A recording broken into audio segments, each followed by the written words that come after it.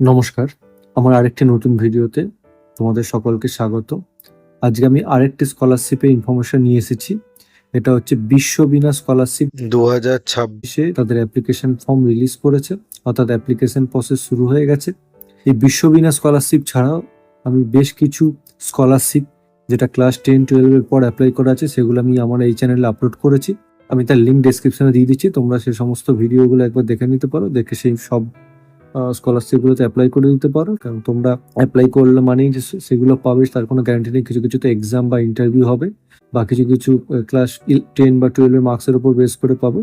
তো অ্যাপ্লাই সবগুলোই করে রাখো, তারপর যেটাতে শর্ট লিস্টেড হবে। এবং কিছু কিছু স্কলারশিপের কন্ডিশন আছে যে একটার সাথে আরেকটা পাওয়া যায়, এবং কিছু কিছু স্কলারশিপের কন্ডিশন আছে যে আরেকটার সাথে আরেকটা পাওয়া যায় না। তো সেই মতো ফাইনালি তোমরা কোন স্কলারশিপটা নেবে সেটা ডিপেন্ড করছে কোন স্কলারশিপটা পাচ্ছ তার উপর তো বটেই, প্লাস তুমি যদি একটার বেশি সিলেক্ট হও তখন সেটা ডিপেন্ড করছে যে তুমি অন্য কোনো স্কলারশিপ পাচ্ছ কি পাচ্ছ না। আচ্ছা, এই বিশ্ববীণা স্কলারশিপ যেটা হচ্ছে একটা এনজিও দ্বারা প্রোভাইড করা হচ্ছে বিশ্ববীণা ফাউন্ডেশনের তরফ থেকে।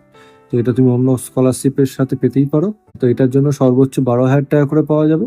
এটার অ্যাপ্লিকেশন ফর্ম ফিল আপের জন্য কোনো টাকা লাগছে না। এই অ্যাপ্লিকেশন ফর্ম অফিসিয়াল ওয়েবসাইট থেকে পাওয়া যাবে। আমি দেখাচ্ছি অফিসিয়াল ওয়েবসাইটে গিয়ে কিভাবে তোমরা ফর্মটা ডাউনলোড করবে। তাহলে সেই ফর্মটা ফিল আপ করে তাদের যে অ্যাড্রেস, সেই অ্যাড্রেসে গিয়ে সাবমিট করতে হবে, এবং তার যে যে ডিটেলসগুলো দেওয়া হচ্ছে সেটার কিন্তু তার জেরক্স কপি ওই ফর্মের সাথে অ্যাটাচ করে সেটা অ্যাটাচ করে কিন্তু সেলফ অ্যাটাচ করে সেটা জমা দিতে হবে। আচ্ছা, তো কি কি ডকুমেন্টস লাগছে সেটা আমি আলোচনা করছি। তো আজকের ভিডিওতে আমি এই বিশ্ববীণা ফাউন্ডেশন যে স্কলারশিপ সেটা অ্যাপ্লাই করার জন্য কি কি ডকুমেন্টস লাগছে, কিভাবে তোমরা অ্যাপ্লাই করবে, ঠিক আছে, কত টাকা করে পাওয়া যাবে সেটা তুমি অলরেডি বললাম। তো সমস্ত তথ্য দেবো আজকের ভিডিওতে। তো আমার এই ভিডিওটা যদি ইনফরমেটিভ মনে হয় তাহলে এটা লাইক করে দেবে, কোনো কোয়ারি থাকলে কমেন্ট করে জানাতে পারো, এবং অবশ্যই একটা সাবস্ক্রাইব করে দেবে। তাহলে যখনই আমি এক্সাম বা স্কলারশিপ রিলেটেড ভিডিও নিয়ে আসবো তার আপডেট তোমরা পেয়ে যাবে।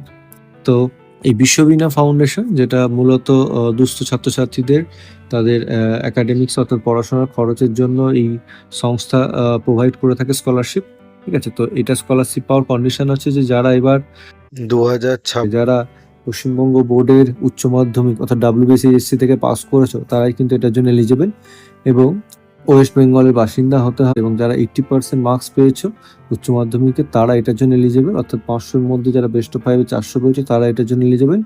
এছাড়াও যারা 60% মার্কস পেয়েছো বা তার উপরে তারা কিন্তু বুক গ্র্যান্টের জন্য অ্যাপ্লাই করতে পারো। আচ্ছা, তো এখন যেহেতু এনইপির আন্ডারে 4 বছরের সমস্ত কোর্স হয়ে গেছে, তাহলে তোমরা 4 বছর এই স্কলারশিপটা পেতে পারো। বা তোমরা যখন ক্লাস 12 এর পর ফার্স্ট ইয়ারে অ্যাপ্লাই করছো তখন প্রথমবারে ম্যাক্সিমাম 12,000 টাকা পর্যন্ত পেতে পারো, এবং তারপরে রিনিউয়াল করা যেতে পারে, তখন সেইটা তোমার ডিটেলস তোমাকে সাবমিট করতে হবে, মানে সেমিস্টারের মার্কশিট এগুলো।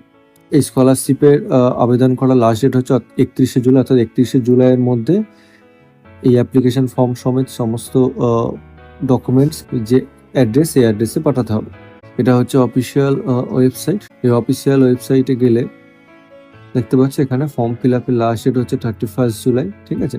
এবং এটা ইন্টারভিউর মাধ্যমে শর্টলিস্ট করা হবে। ফর্ম ফিল আপ করার মানেই যে তোমরা সেটার জন্য শর্টলিস্টেড তা নয়, সেটা ইন্টারভিউ প্রসেসের মধ্যে দিয়ে যাবে, এবং ইন্টারভিউ ডেট ডিক্লেয়ার করা হবে, যেমন তারপরে ফাইনাল শর্টলিস্টেড হবে। এবং রিনিউয়াল মানে হতেও পারে না হতে পারে, ঠিক আছে। রিনিউয়ালের জন্য তোমাকে প্রয়োজনীয় ডকুমেন্টস রেজাল্ট বেরোনোর পর ফার্স্ট সেকেন্ড সেমিস্টার সেটা সাবমিট করতে হবে।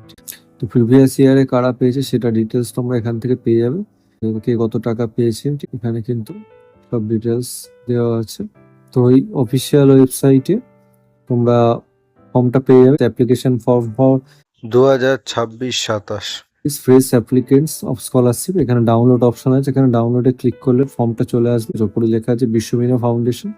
এইখানে যে অ্যাড্রেসটা দেওয়া আছে M/9 Bidhannagar, post office Medinipur, district পশ্চিম মেদিনীপুর, পিন 721101। এখানে তোমরা স্পিড পোস্ট করতে পারো বা বাই পোস্টে পাঠাতে পারো, বা যারা কাছাকাছি জায়গায় থাকো মেদিনীপুরে তারা সেখানে গিয়ে ডাইরেক্ট অফিসে গিয়ে সাবমিট করতে পারো। এখানে একটা পাসপোর্ট সাইজ ফটো এখানে অ্যাটাচ করতে হবে, নাম লিখতে হবে ক্যাপিটাল লেটারে, ডেট অফ বার্থ মেনশন করতে হবে, date, month, year, caste general, SC ST OBC সেটা মেনশন করতে হবে, অ্যাটাস্টেড ফটোকপি। তুমি যদি SC ST OBC হয় তার জন্য ডকুমেন্টস এর সাথে অ্যাটাচ করতে হবে।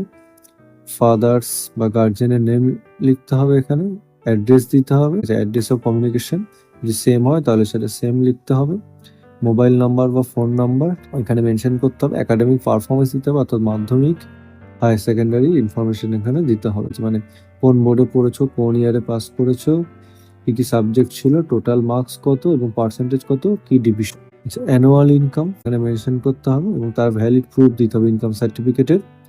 ওয়েদার বিপিএল আর এপিএল কার্ড হোল্ডার, যে রেশন কার্ডে যে আছে এপিএল না বিপিএল সেটা এখানে মেনশন করতে হবে এবং তার ডকুমেন্টস প্রুফ দিতে হবে। Weather scholarship or scholarships drawn previously or drawing currently government or others, এর সাথে অন্য কোনো স্কলারশিপ যদি আগে পেয়ে থাকো বা অ্যাপ্লাই করে সিলেক্টেড হয়েছে তাহলে এখানে কিন্তু সেটা মেনশন করতে হবে এবং তার প্রুফ হিসাবে কিন্তু রেলিভেন্ট ডকুমেন্টস আপলোড করতে হবে, মানে অ্যাটাচ করতে হবে এর সাথে।